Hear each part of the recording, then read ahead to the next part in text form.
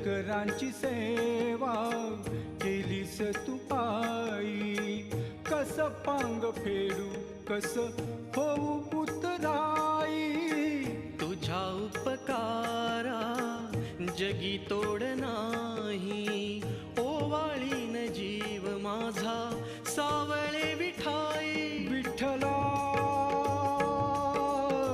माय बापा जन्मभरी पूजा तुझ्या पाऊलांची, जन्मभरी पूजा तुझ्या पाऊलांची.